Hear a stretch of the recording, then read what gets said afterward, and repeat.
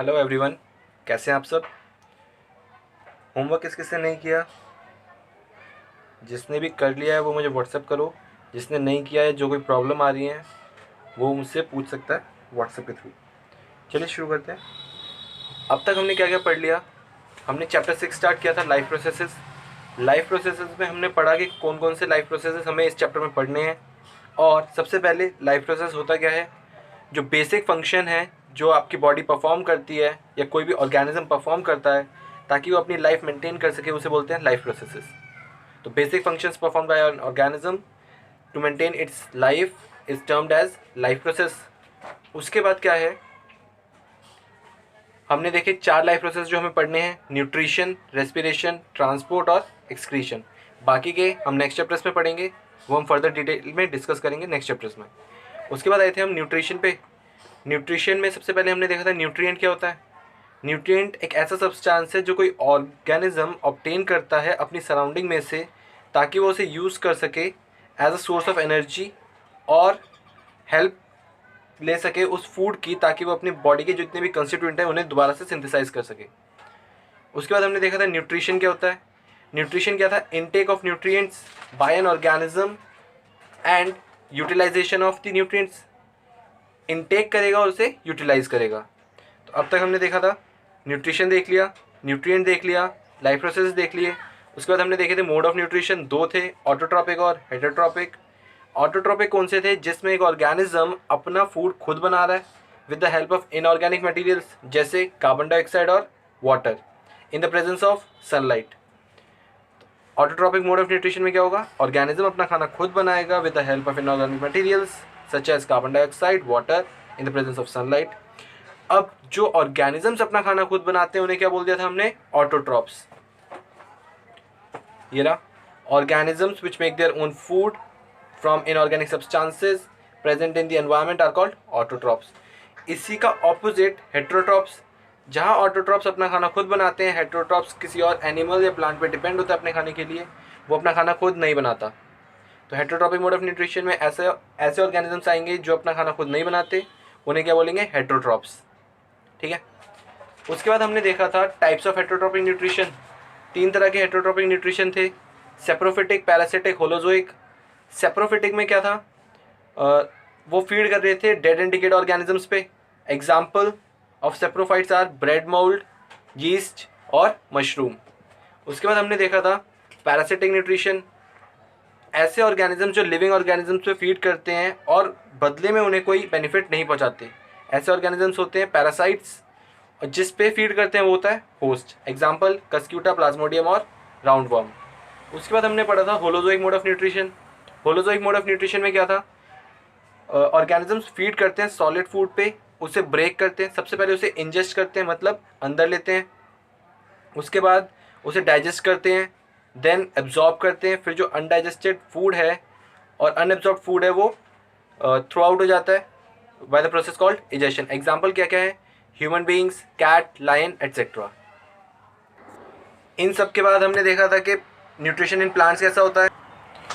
Nutrition in plants में क्या होता है, ग्रीन प्लांट्स जो भी हैं उन्हें बेसिकली वो सारे ऑटोट्रॉप्स होते हैं, वो अपना फूड खुद सिंथेसाइज करेंगे।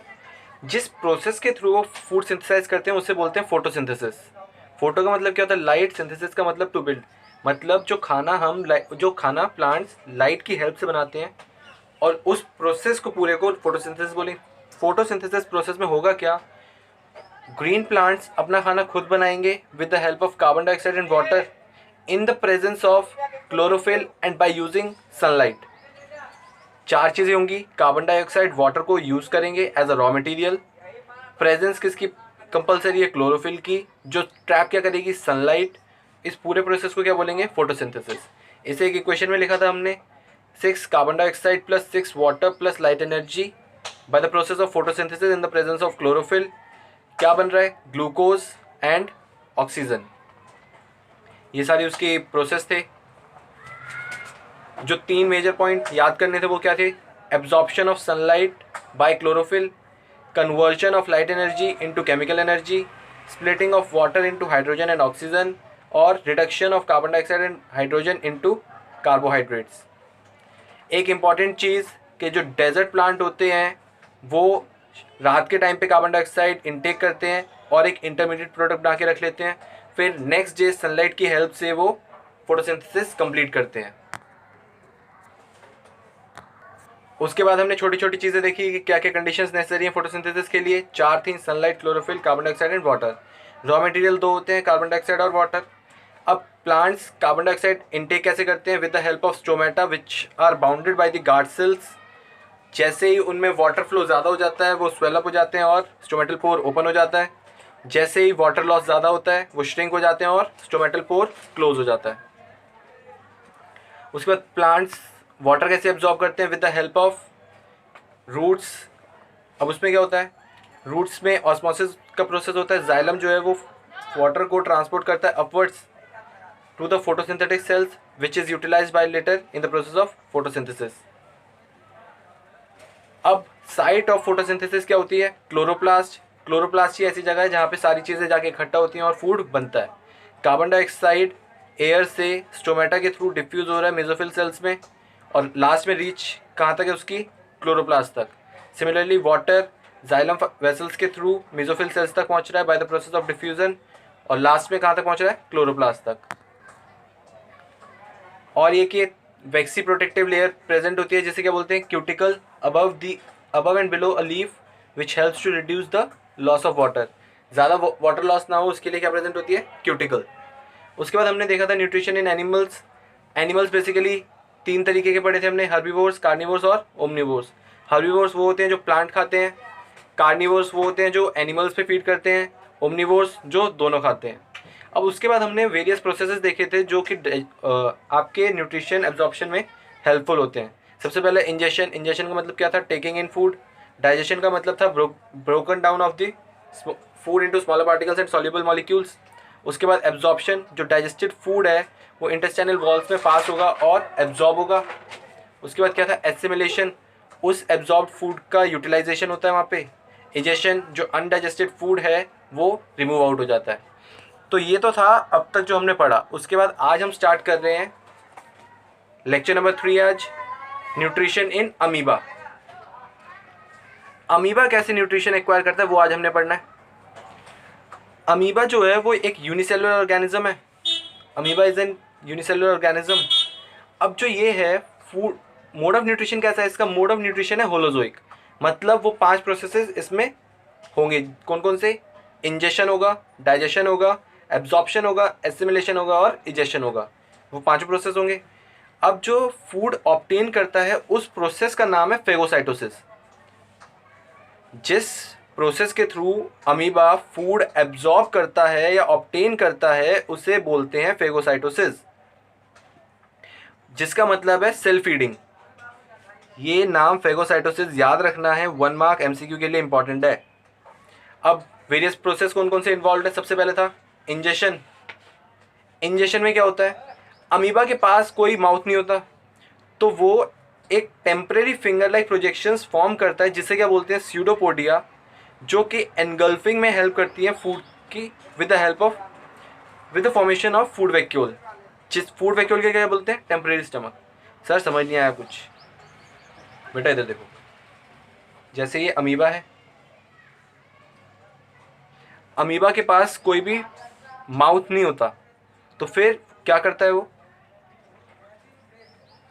अमीबा फॉल्स फिंगर्स बनाता है। ये जो है इसे क्या बोलेंगे?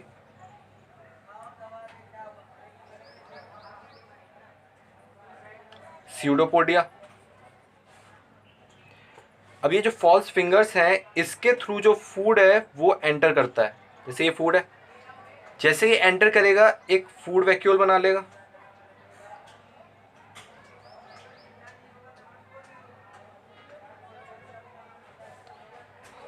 अब ये जो फूड वैक्यूल इसने बनाया है इसे बोलते हैं टेम्परेरी स्टमक।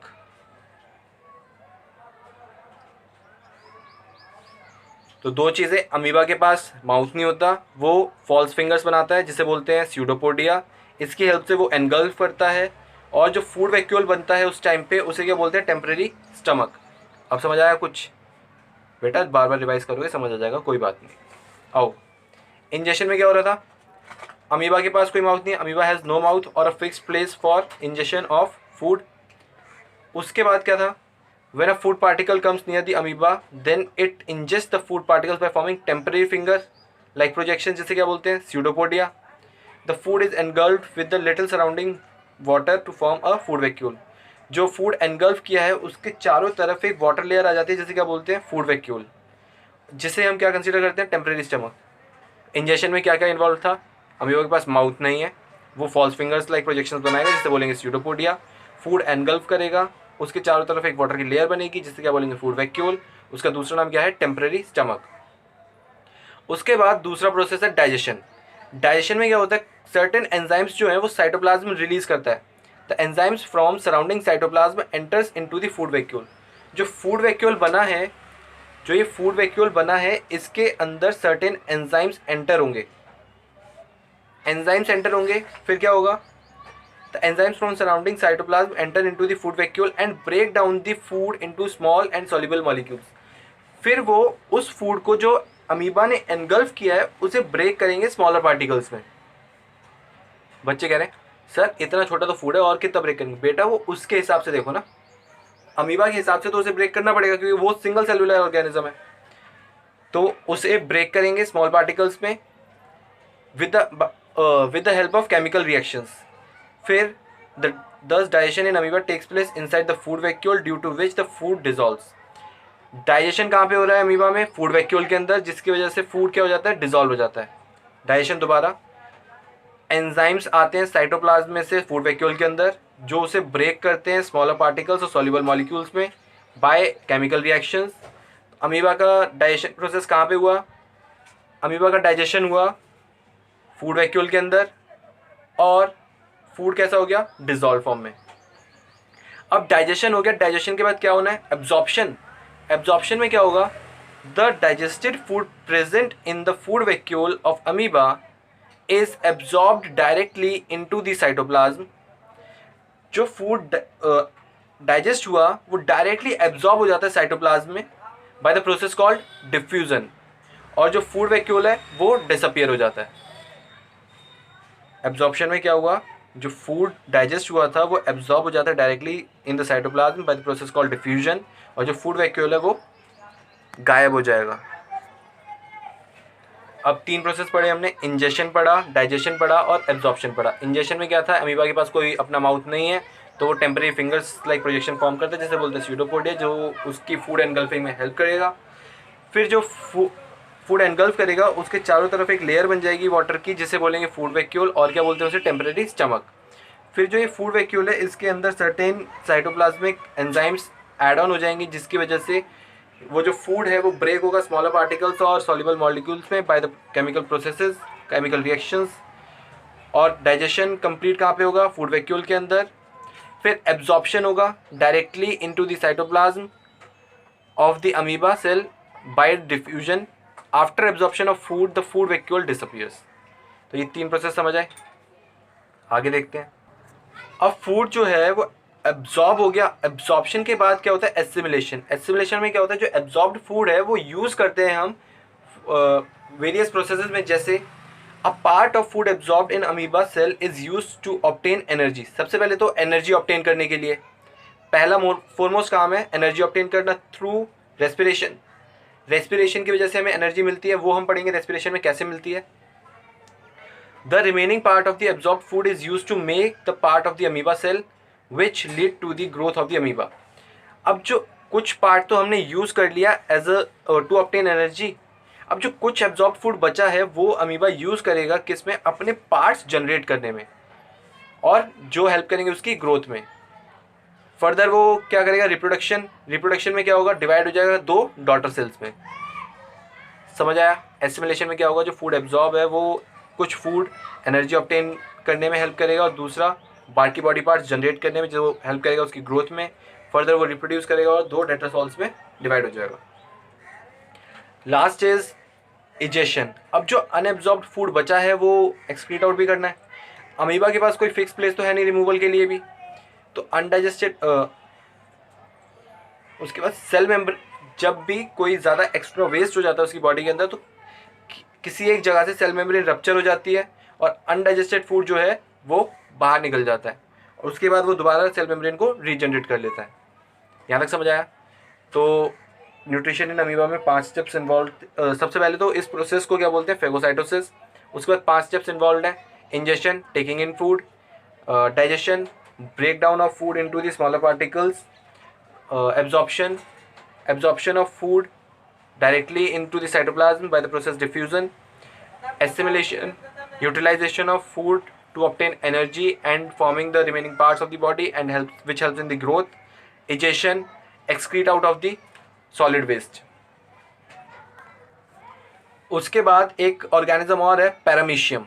पैरामीशियम भी यूनिसेलुलर ऑर्गेनिजम्स है, बट इसका जो मोड ऑफ न्यूट्रिशन है वो भी होलोजोइक है, लेकिन एब्जॉर्प्शन, इंजेक्शन वाला जो पार्ट है वो थोड़ा डिफर करता है। बाकी चारों पार्ट सेम है अमीबा की तरह। तो इंजेक्शन वाला पार्ट पढ़ते हैं।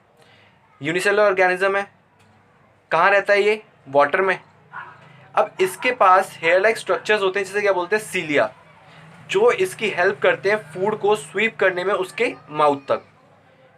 It uses its hair-like structure called cilia to sweep the food particles from water and put them into the mouth. उसके बाद जो सीलिया प्रेजेंट है, सीलिया जो है उसकी पूरी बॉडी में प्रेजेंट है। Cilia are present all over its body which move back and forth rapid in water. इनकी मूवमेंट कैसी है? बैक एंड फोर्थ, जो हेल्प करते हैं फूड को माउथ तक लाने में। फिर सेम प्रोसेस है, फूड एनगल्फ करता है, बाकी सारी चीज़ें सेम है as in the nutrition in amoeba. सिर्फ यहाँ पे क्या डिफरेंस था? यहाँ पे सीलिया प्रेजेंट थे जो हेयर लाइक स्ट्रक्चर्स हैं, जो जिनकी मूवमेंट कैसी है? बैक एंड फोर्थ, और हेल्प किस में कर रहे हैं? फूड को पैरामीशियम की माउथ तक लाने में। दो ऑर्गेनिज्म पढ़े हमने, अमीबा और पैरामीशियम। ये लेस इंपॉर्टेंट है, बट कभी कभार 3 मार्क्स में डायग्राम के साथ एक्सप्लेनेशन पूछ लेते हैं। तो आज आपको क्या करना है? डायग्राम्स भी बनाने हैं। कौन कौन से? सबसे पहले तो स्टोमेटा वाला, उसके बाद अमीबा का, तीसरा ह्यूमन डाइजेस्टिव सिस्टम। 3 डायग्राम से आज के लिए, अमीबा, स्टोमेटा दोनों होंगे ओपन और क्लोज। उसके बाद ह्यूमन डाइजेस्टिव सिस्टम, 3 डायग्राम और आज की नोटिंग। चलिए आगे देखते हैं। अब स्टार्ट होता है most important topic of this chapter for nutrition topic, nutrition in human beings. यहाँ से मेजर चांसेस है आपको क्वेश्चन पूछा जाए, तो ये टॉपिक्स जो है वो आपको ध्यान से समझना है। सबसे पहले जो हम पढ़ रहे हैं human digestive system. Human digestive system में होता क्या क्या है?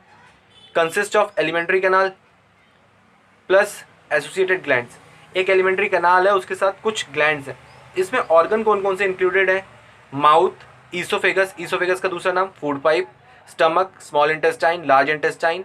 और ग्लैंड्स कौन कौन से इन्वॉल्व है? Salivary gland, liver, pancreas. जो एलिमेंट्री कैनाल है वो माउथ से एनस तक है और जिसकी लेंथ कितनी है? 9 मीटर्स। ह्यूमन डाइजेस्टिव सिस्टम में 2 चीज़ें इन्वॉल्व होंगी, एलिमेंट्री कैनाल और ग्लैंड्स। ऑर्गन कौन कौन से आएंगे? Mouth, oesophagus, stomach, small intestine, large intestine. Glands 3 हैं, salivary gland, liver, pancreas. Alimentary canal start कहाँ से होता है? माउथ से। एंड कहाँ पे होता है? एनस पे। लेंथ कितनी है इसकी? पूरी 9 मीटर। ये बेसिक इन्फॉर्मेशन थी आपकी ह्यूमन डाइजेस्टिव सिस्टम के बारे में। अब आते हैं first and foremost step, ingestion. Ingestion बेटा ये सिंपल चीज़ है। आप जब खाना खाते हो वो इंजेस्ट ही करते हो ना अपने माउथ के अंदर। तो human beings have a special organ for the ingestion of food. उस स्पेशल ऑर्गन का नाम क्या है? माउथ। हम अपना फूड माउथ के थ्रू ही एंटर कराते हैं। So in human beings food is ingested through the mouth. First step simple है, फूड को माउथ में रखना या एंटर कराना ही इंजेशन है। इंजेशन में किसी को कोई दिक्कत नहीं होगी। अब आके आते हैं डाइजेशन, सबसे बड़ा है ये। इन human beings the digestion of food begins in the mouth. जो ह्यूमन बींग्स हैं, पहले इसे शॉर्ट में समझ लेते हैं, उसके बाद थ्योरी पढ़ेंगे। होता क्या है?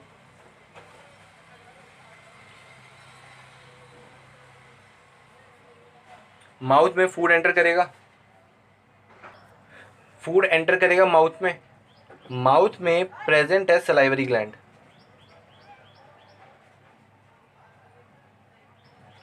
सलाइवरी ग्लैंड सिक्रीट करता है सलाइवरी अमाइलेज।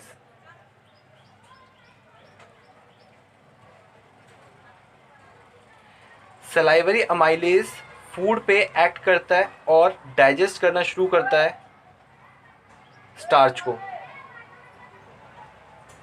स्टार्च बोल लो या फिर कार्बोहाइड्रेट्स। ठीक है, माउथ में आपने फूड एंटर कराया, माउथ में ग्लैंड प्रेजेंट है, सलाइवरी ग्लैंड, रिलीज क्या करेगा, सलाइवरी अमाइलेज, जो डाइजेस्ट करता है स्टार्च और कार्बोहाइड्रेट्स को। अब जैसे ही फूड में ये सब मिक्स हुआ, मिक्स होने के बाद ये जाता है ईसोफेगस में। ईसोफेगस में होती है peristaltic movement.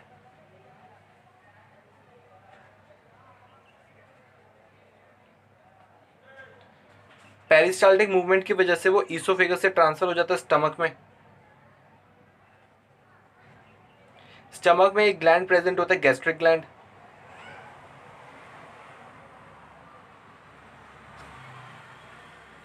Gastric gland secrete करता है 3 चीजें, HCl, म्यूकस और पेप्सिन। HCl आपके फूड का मीडियम करता है एसिडिक, म्यूकस इनर लाइनिंग को प्रोटेक्ट करता है, पेप्सिन क्या करता है, डाइजेस्ट करता है प्रोटीन। सिर्फ मेरी बातें अभी सुनो, समझने की कोशिश भी मत करना क्योंकि नहीं आएंगी। फूड एंटर हुआ था माउथ के थ्रू, वहाँ पे एक ग्लैंड प्रेजेंट था, सलाइवरी ग्लैंड। क्या रिलीज कर रहा था, सलाइवरी अमाइलेज। हेल्प कर रहा था डाइजेशन में किसकी, स्टार्च और कार्बोहाइड्रेट्स की। ईसोफेगस प्रेजेंट है, वहाँ पे क्या हो रही है, पेरिस्टाल्टिक मूवमेंट। स्टमक, वो पेरिस्टाल्टिक मूवमेंट की हेल्प से वो फूड ट्रांसफर हो रहा है स्टमक में। स्टमक में क्या प्रेजेंट है, gastric gland. Gastric gland 3 secretion करता है, HCl, म्यूकस और पेप्सिन। HCl जो फूड है उसका मीडियम टर्न करता है एसिडिक में, म्यूकस प्रोटेक्ट करता है इनर लाइनिंग को, पेप्सिन प्रोटीन की डाइजेशन में हेल्प करता है। फिर ये फूड जाता है स्मॉल इंटेस्टाइन में।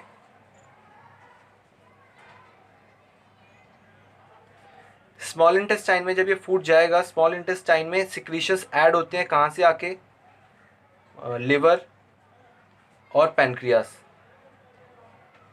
लिवर से ऐड होता है बाइल, जो कि एसिडिक फूड जो स्टमक से आया उसको टर्न करता है एल्कलाइन में।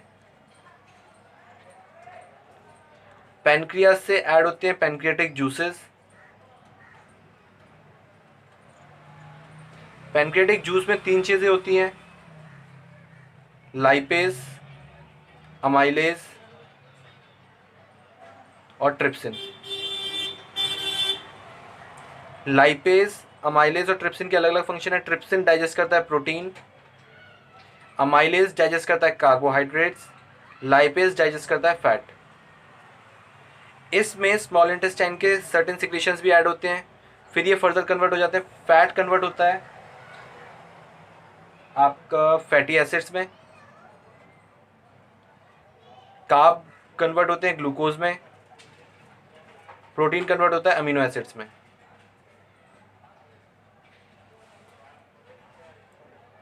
उसके बाद ये जाता है स्मॉल इंटेस्टाइन में, एक हेयर लाइक स्ट्रक्चर प्रेजेंट होता है जिसे क्या बोलते हैं, विलाई। विलाई आपकी हेल्प करेगा एब्जॉर्प्शन में। उसके बाद ये फूड जाएगा लार्ज इंटेस्टाइन में। लार्ज इंटेस्टाइन में जाने के बाद ये जो फूड है लार्ज इंटेस्टाइन में एब्जॉर्ब होगा वाटर, फिर ये फूड जाएगा anus and then excrete out. ये पूरा प्रोसेस है कि कहाँ कहाँ से फूड जाएगा, ये मैंने अभी सिर्फ बताया है, समझाना भी बाकी है। तो चलिए समझते हैं, और इसे प्रैक्टिकली समझना ज़्यादा इजी रहेगा, ज़्यादा लंबे टाइम तक याद रहेगा। अगर सिर्फ रटने की तरफ जाओगे तो बहुत मुश्किल हो जाएगी आपको। सबसे पहले आते हैं, इंजेक्शन हो गया था, फूड जो है वो एंटर कर गया हमारी बॉडी में, कहाँ से, माउथ से। अब आते हैं डाइजेशन वाले प्रोसेस पे। ह्यूमन बीइंग्स का जो डाइजेशन है वो स्टार्ट हो जाता है माउथ से। रीज़न, जो आपकी माउथ की कैविटी है उसे हम नाम देते हैं बकल कैविटी। क्या नाम है, बकल कैविटी। बकल कैविटी में क्या क्या आता है, टिथ, टंग, सलाइवरी ग्लैंड। 3 चीज़ें आएंगी, टीथ आएंगे, टंग आएगी, सलाइवरी ग्लैंड। शायद कोई भी ऐसा बच्चा नहीं होगा जिसके टीथ ना हो, टंग ना हो या सलाइवरी ग्लैंड ना हो। तो पहली चीज़, फूड एंटर करेगा माउथ के थ्रू, माउथ में माउथ का पूरा नाम क्या दिया है हमने, बकल कैविटी। बकल कैविटी के अंदर क्या क्या चीज़ें इंक्लूडेड है, टीथ, टंग और सलाइवरी ग्लैंड। तीनों का काम है इसलिए तीनों को इंक्लूड किया। टीथ क्या करेंगे, जो आपने फूड एनगल्फ किया है उसे च्यू करने में हेल्प करेंगे टीथ। सलाइवरी ग्लैंड रिलीज करेगा सलाइवरी अमाइलेज, और टंग हेल्प करेगी मिक्सिंग में। तीनों के काम बता दिए। टीथ क्या करेगा, च्यूइंग में हेल्प करेगा। Salivary gland salivary amylase secrete करेगा। टंग किस में हेल्प करेगी, मिक्सिंग में। इसे पढ़ लेते हैं। The teeth cut the food into small pieces, chew and grind it. Small pieces में कट करती है, च्यू करने में हेल्प करती है और ग्राइंड करती है उसे। तो जो टीथ है ना, वो एक्चुअल में बड़े फूड पार्टिकल को स्मॉलर फूड पार्टिकल में ही चेंज कर रही है, और बड़े फूड पार्टिकल को स्मॉलर फूड पार्टिकल में चेंज करना ही डाइजेशन कहलाता है। तो यहाँ पे स्टार्ट हो जाता है फिजिकल डाइजेशन। टीथ किस में हेल्प कर रहे हैं, फिजिकल डाइजेशन में, क्योंकि वहाँ पे कोई केमिकल चेंज नहीं आया, बड़े पार्टिकल्स को छोटे पार्टिकल्स में सिर्फ चेंज किया है। तो so the teeth help in physical digestion. अब तक फूड एंटर हो चुका है माउथ के अंदर, टीथ ने फिजिकल डाइजेशन कर दी है। जो टंग है वो हेल्प करेगी हमारी मिक्सिंग में, किसकी, सलाइवा। जो कौन प्रोड्यूस कर रहा है, salivary gland. Our tongue helps in the mixing of saliva produced by the salivary gland with food. Teeth ने कट कर दिया और टंग ने मिक्स कर दिया क्या, सलाइवा। जो सिक्रीट किसने किया था, सलाइवरी ग्लैंड ने। सलाइवरी ग्लैंड हेल्प करता है केमिकल डाइजेशन में, क्योंकि यहाँ पे स्टार्च जो है वो डाइजेस्ट होना शुरू हो जाता है और चेंज होना शुरू हो जाता है किसमें, ग्लूकोज में, by secreting enzymes. Salivary gland में एंजाइम्स भी होते हैं, जैसे नाम दिया गया सलाइवरी अमाइलेज। अगर आपसे पेपर में क्वेश्चन पूछा जाता है कि सलाइवरी ग्लैंड कौन सा एंजाइम सिक्रीट करता है, वहाँ पे नाम लिखना है सलाइवरी अमाइलेज। अगर सिर्फ पूछता है क्या सिक्रीट करता है, वहाँ पे लिखना सलाइवा ब्रैकेट में सलाइवरी अमाइलेज। सलाइवरी अमाइलेज लिखना कंपलसरी है, क्योंकि अगर सलाइवरी अमाइलेज नहीं लिखा तो टीचर के पास ऑप्शन होगा कि वो मार्क्स काट ले। अगर लिख देते हो तो उसके पास कहीं से भी ऑप्शन नहीं बचता, और 10th में हमें टीचर को ऑप्शन नहीं देने। तो फूड एंटर हो गया माउथ के अंदर, फिजिकल डाइजेशन हो गई, केमिकल डाइजेशन स्टार्ट हो गई। The human saliva contains an enzyme called salivary amylase. यही एंजाइम बोला था, सलाइवरी अमाइलेज कंटेन करता है, जो डाइजेस्ट करता है क्या, स्टार्च। तो डाइजेशन ऑफ स्टार्च स्टार्ट हो जाती है कहाँ पे, माउथ में। इतनी चीज़ें हम डिस्कस कर चुके हैं। अब आगे आते हैं, जो ये जो स्लाइटली डाइजेस्टेड फूड है, क्योंकि कंप्लीट डाइजेशन अभी नहीं हुआ, इसे क्या बोलेंगे, स्लाइटली डाइजेस्टेड फूड जो है वो माउथ स्वेलो करता है, किसकी हेल्प से, टंग की हेल्प से, जो कि फर्दर नीचे जाता है फूड पाइप में। फूड पाइप का दूसरा नाम क्या है, ईसोफेगस। जो स्लाइटली डाइजेस्टेड फूड है वो माउथ स्वेलो करेगा with the help of tongue, जो फर्दर नीचे जाएगा कहाँ पे, ईसोफेगस में। ईसोफेगस में क्या हो रही थी, एक रिदमिक कॉन्ट्रैक्शन एंड रिलैक्सेशन होती है। रिदमिक कॉन्ट्रैक्शन एंड एक्सपेंशन होती है, जिसे क्या बोलते हैं, peristaltic movement. Oesophagus shows a rhythmic contraction and expansion. इस मूवमेंट को क्या बोलते हैं, पेरिस्टाल्टिक मूवमेंट। जैसे आपने स्प्रिंग देखी है, स्प्रिंग को अगर कभी आप प्रेस करते हो तो वो अपने आप वापस अपनी पोजीशन पे आ जाती है। उस मूवमेंट को बोलते हैं contraction and expansion. Same oesophagus करता है, कॉन्ट्रैक्ट होता है, एक्सपेंड होता है, कॉन्ट्रैक्ट होता है, एक्सपेंड होता है, जिसकी वजह से जो फूड पार्टिकल्स हैं वो ऊपर से नीचे की तरफ मूव होते रहते हैं। तो the slightly digested food in the mouth is swallowed by the tongue and goes down the food pipe called esophagus. The esophagus carries food to the stomach. The walls of the esophagus shows a rhythmic contraction and expansion. This movement by walls is called peristaltic movement. यहाँ तक पढ़ लिया। जो ये this peristaltic movement of food pipe pushes the slightly digested food into the stomach. Stomach तक food पहुँचाना है। अब चलो एक बार दोबारा रिवाइज कर लेते हैं। माउथ में फूड एंटर हो गया, वहाँ पे टीथ ने च्यू कर दिया उसे, सलाइवा रिलीज हुआ था जिसके अंदर सलाइवरी अमाइलेज प्रेजेंट था विद बाय सलाइवरी ग्लैंड। फिर जो सलाइवा सिक्रीट हुआ था और जो फिजिकली डाइजेस्टेड फूड है जो टीथ ने डाइजेस्ट किया था, वो दोनों मिक्स करता है कौन, टंग। टंग फर्दर उसे स्वेलो करती है, कहाँ ले जाती है, फूड पाइप में। फूड पाइप का दूसरा नाम ईसोफेगस। ईसोफेगस में क्या होता है, पेरिस्टाल्टिक मूवमेंट। पेरिस्टाल्टिक मूवमेंट क्या है, रिदमिक कॉन्ट्रैक्शन एंड एक्सपेंशन है। उसकी वजह से जो स्लाइटली डाइजेस्टेड फूड है वो फर्दर कहाँ जाता है, स्टमक में। यहाँ तक क्लियर है। अब स्टमक वाला पोर्शन और स्टमक के आगे वाला पोर्शन ज़्यादा इंपॉर्टेंट है, तो यहाँ पे ज़रा ध्यान देना। स्टमक की जो शेप है वो जे शेप्ड है। जब आप डायग्राम में चेक करोगे तो वहाँ पे जे शेप दिखेगा आपको। स्टमक की शेप कैसी है, जे शेप्ड। स्टमक प्रेजेंट कहाँ पे है, left side of the abdomen. जो आपका एब्डोमेन है उसकी लेफ्ट साइड में प्रेजेंट है। स्टमक की शेप कैसी है, जे शेप्ड, कहाँ प्रेजेंट है, left side of the abdomen. अब जो फूड वहाँ पे एंटर करता है वो चर्न होता है, मतलब वहाँ पे फर्दर डाइजेशन प्रोसेस होना होता है, लगभग 3 घंटे तक वो चर्न होता है। इस टाइम के दौरान क्या होता है, फूड ब्रेक होता है इनटू स्मॉलर पार्टिकल्स और फॉर्म करता है semi solid paste. Semi solid मत क्यों, क्योंकि वो ना ही अब सॉलिड है ना ही पूरी तरह से अभी वो लिक्विड हुआ है, इसलिए सेमी सॉलिड पेस्ट फॉर्म करता है। एक ग्लैंड बताया था, गैस्ट्रिक ग्लैंड।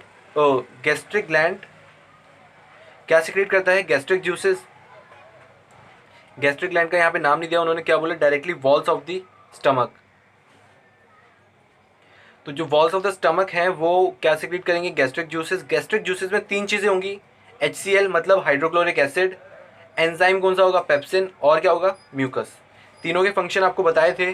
पेप्सिन क्या करता है, डाइजेस्ट करता है प्रोटीन। पेप्सिन प्रोटीन डाइजेस्ट करता है सिर्फ एसिडिक मीडियम में। पेप्सिन प्रोटीन डाइजेस्ट करता है सिर्फ एसिडिक मीडियम में। अगर एसिडिक के अलावा कोई और मीडियम होगा, पेप्सिन अपना काम नहीं कर पाएगा। याद रखना, पेप्सिन डाइजेशन करेगा प्रोटीन की इन एसिडिक मीडियम। तो जो protein digesting enzyme pepsin is active only in the presence of an acid, इसलिए HCl का फंक्शन क्या है, to make the food acidic. Food acidic बना रहा है। HCl का दूसरा फंक्शन क्या है, किल्स बैक्टीरिया। HCl के 2 फंक्शन, फूड को एसिडिक बनाना और बैक्टीरिया को किल करना। पेप्सिन का फंक्शन हमने देख लिया, प्रोटीन डाइजेशन। HCl का फंक्शन हमने देखा, to make the medium of the food और gastric juice acidic and kill bacteria. उसके बाद म्यूकस किस में हेल्प कर रहा था, म्यूकस आपकी हेल्प कर रहा था स्टमक वॉल को प्रोटेक्ट करने में, क्योंकि एसिड जो है वो आपकी वॉल को करोड़ कर सकता है, और करोड़ करने की वजह से कई सारे डिजीजेस हो सकते हैं, वो हम पढ़ते हैं अभी। तो म्यूकस उस चीज़ से आपकी हेल्प करेगा, प्रोटेक्ट करेगा। If mucus is not secreted, if mucus is not secreted, अगर म्यूकस सिक्रेट नहीं होगा तो HCl will cause the erosion of the inner lining of stomach leading to the formation of ulcers. अगर mucus secrete नहीं होगा तो HCl जो है वो आपकी इनर लाइनिंग को करोड़ कर देगा और अल्सर फॉर्म कर सकता है। स्टमक में क्या हुआ, स्टमक जे शेप्ड है, यहाँ पे लगभग 3 घंटे तक फूड चर्न होता है, मतलब स्मॉलर पार्टिकल्स में ब्रेक होता है और सेमी सॉलिड फूड में कन्वर्ट होता है। गैस्ट्रिक जूस जो स्टमक की वॉल्स हैं वो सिक्रीट करती हैं। गैस्ट्रिक जूस के अंदर 3 चीज़ें होती हैं, हाइड्रोक्लोरिक एसिड, एंजाइम पेप्सिन और म्यूकस। पेप्सिन क्या करता है, प्रोटीन डाइजेस्ट करता है। उसके बाद प्रोटीन डाइजेस्ट करता है सिर्फ एसिडिक मीडियम में, तो HCl का काम क्या होगा, एसिडिक मीडियम प्रोवाइड करना और बैक्टीरिया को किल करना। म्यूकस क्या करेगा, उस एसिड से आपके स्टमक की इनर लाइनिंग को प्रोटेक्ट करेगा। अगर म्यूकस सिक्रीट ना हो तो HCl आपकी इनर लाइनिंग को करोड कर सकता है, जिसकी वजह से अल्सर की फॉर्मेशन हो सकती है। अब जो ये पार्शियली डाइजेस्टेड फूड है, क्योंकि अभी भी कंप्लीट डाइजेशन नहीं हुआ, तो ये फूड कहाँ जाएगा, स्मॉल इंटेस्टाइन में, जो कि रेगुलेट होगा एक स्पिंक्टर मसल के थ्रू। मतलब जो आपका स्टमक और स्मॉल इंटेस्टाइन के बीच में कनेक्शन प्रोवाइड कराएगा वो एक स्पिंक्टर मसल कराएगा। तो यहाँ तक क्लियर है।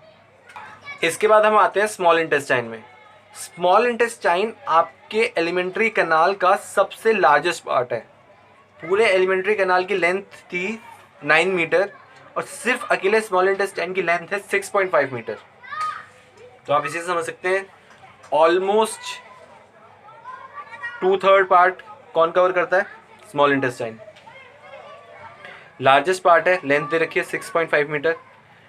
अब स्मॉल इंटेस्टाइन को स्मॉल इसलिए बोलते हैं क्योंकि उसकी वो बहुत ज़्यादा नैरो है, लेंथ उसकी सबसे ज़्यादा है, लेकिन नैरो होने की वजह से उसका नाम पड़ा है स्मॉल इंटेस्टाइन।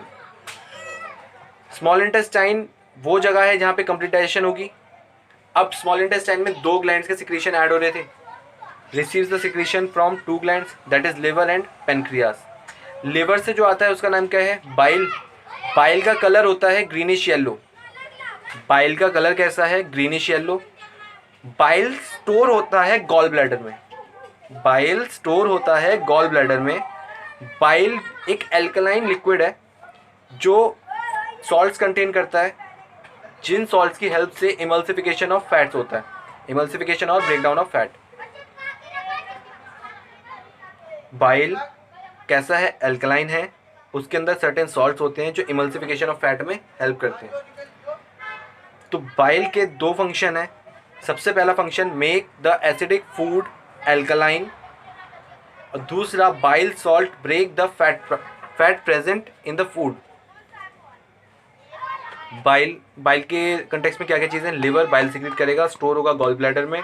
बाइल के मेजरली दो फंक्शन, बाइल एक एल्कलाइन लिक्विड है जिसके अंदर सर्टेन सॉल्ट्स हैं जो इमल्सिफिकेशन और ब्रेकडाउन ऑफ फैट्स में हेल्प करते हैं। तो बाइल के दो मेजर फंक्शन हुए, make the acidic food alkaline and दूसरा bile salt break the fat present in the food particles.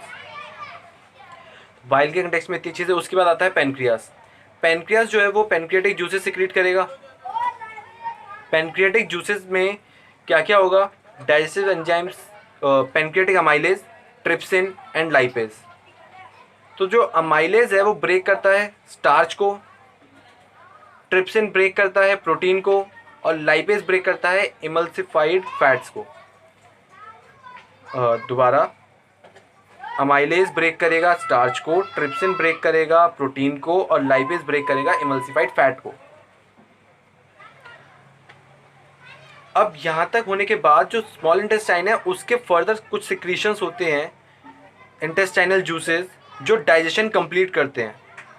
Complete the digestion of complex carbohydrate into glucose. Carbohydrate starch convert हो जाते हैं ग्लूकोज में, protein convert हो जाते हैं amino acids में, fat convert हो जाते हैं फैटी एसिड्स या फिर ग्लिसरॉल में।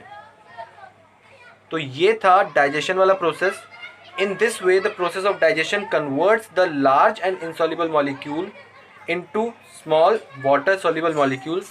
The chemical digestion of food is brought about by biological catalyst called enzymes.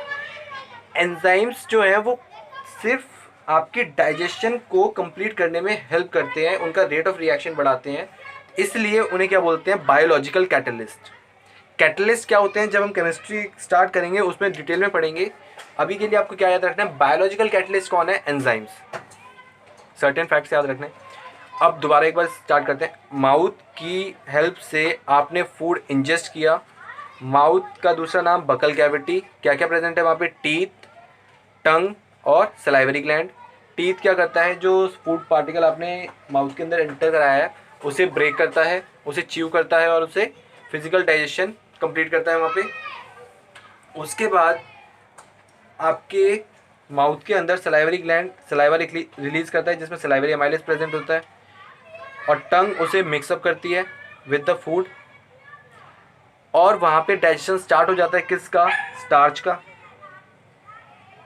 उसके बाद फूड जाता है आपका ईसोफेगस में। ईसोफेगस में क्या होता है, पेरिस्टाल्टिक मूवमेंट। पेरिस्टाल्टिक मूवमेंट क्या है, रिदमिक कॉन्ट्रैक्शन एंड रिलैक्सेशन या फिर रिदमिक कॉन्ट्रैक्शन एंड एक्सपेंशन बोल सकते हो आप उसे। वो फूड फिर ट्रांसफर होगा स्टमक में। स्टमक की वॉल्स सिक्रीट करती हैं गैस्ट्रिक जूस। गैस्ट्रिक जूस के अंदर क्या क्या होता है, HCl, म्यूकस और पेप्सिन।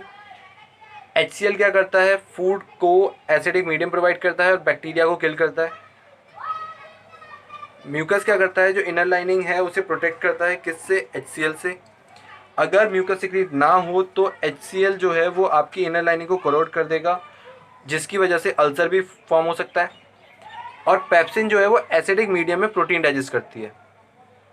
स्टमक का काम हो गया, स्टमक से फूड जाएगा स्मॉल इंटेस्टाइन में। स्मॉल इंटेस्टाइन में दो जगह के सिक्रीशन ऐड होते हैं, लिवर और पेनक्रियास। लिवर से सिक्रीट होता है बाइल। बाइल का कलर कैसा होता है, ग्रीनिश येलो। स्टोर कहाँ पे होता है, ये गॉल ब्लैडर में। बाइल का नेचर कैसा है, एल्कलाइन। इसके अंदर क्या होते हैं, कुछ सॉल्ट्स होते हैं जो किस में हेल्प करते हैं, emulsification and breakdown of fats. तो बाइल के दो मेजर फंक्शन हुए, make the acidic food alkaline and break the fat present in the food. फिर उसके बाद पेनक्रियास सिक्रीट करता है पेनक्रियाटिक जूसेस। उसमें तीन चीज़ें होती है, पेनक्रियाटिक अमाइलेज, ट्रिप्सिन और लाइपेज। और अमाइलेज डाइजेस्ट करता है स्टार्च को, ट्रिप्सिन डाइजेस्ट करता है प्रोटीन को और लाइपेज डाइजेस्ट करता है इमल्सिफाइड फैट को। उसके बाद certain intestinal juices add on होते हैं जो कि डाइजेशन कंप्लीट करते हैं। कार्बोहाइड्रेट को डाइजेस्ट कर देते हैं ग्लूकोज में, प्रोटीन को अमीनो एसिड्स में और फैट को फैटी एसिड्स में या फिर ग्लिसरॉल में। इन सब के बीच जो जितने भी एंजाइम्स हैं उन्हें हम क्या बोलेंगे, बायोलॉजिकल कैटलिस्ट। तो यहाँ तक हमारा प्रोसेस कंप्लीट होता है डाइजेशन का। तो हम आते हैं अब एब्जॉर्प्शन पे। एब्जॉर्प्शन में क्या होगा, डाइजेशन के बाद after digestion the molecules of food become so small. अब जो फूड पार्टिकल्स है वो इतने स्मॉल हो चुके हैं कि वो स्मॉल इंटेस्टाइन की वॉल से इजीली पास हो सकते हैं ब्लड में। After digestion, the molecules of food become so small that they can pass through the walls of small intestine and go into our blood easily.